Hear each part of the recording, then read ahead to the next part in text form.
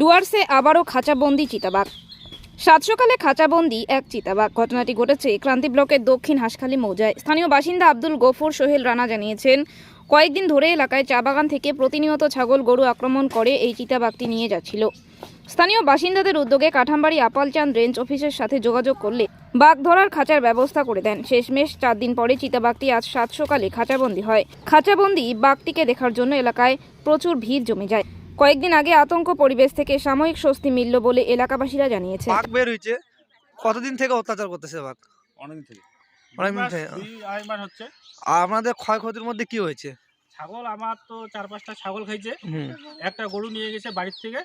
দিনের বেলায় বাইরে হয়ে যায়, হুম তো বাচ্চা কাচ্চা আবার এইদিকে তো সবসময় চলে আসে, খুব আতঙ্কে আছি আমরা। তো আজকে কি বাঘ কি ধরা পড়ছে? হ্যাঁ, আজকে তো একটা খাঁচাবন্দি হয়েছে, আরো বাঘ 3-4টা বাঘ আছে এখানে।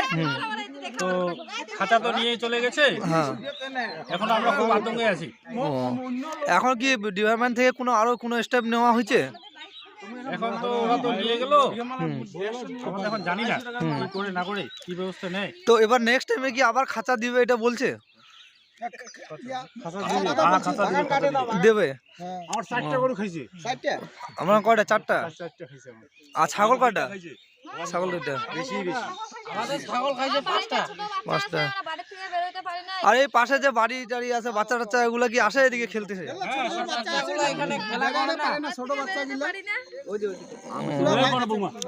বাড়িও তো পাশে নাকি? বাড়ি দেখো একদম পাশে। কি অবস্থা আমাদের? জঙ্গল কাইটা দাও, জঙ্গল কাটার ব্যবস্থা করা। আমরা ঘর থেকে বেরোতে পারি না, বাচ্চা নিয়ে আমরা কিভাবে আটকে আছি? দিন দাহারে বাঘ আসে, কাম করিয়া যাওয়া পারি না, বাঘের পোড়া খালি জঙ্গলটা যদি প্রশাসন কাটার ব্যবস্থা করে দেয় তাহলে খুব আমরা উপকৃত হব। ঠিক আছে, দেখি আমরা চেষ্টা করে।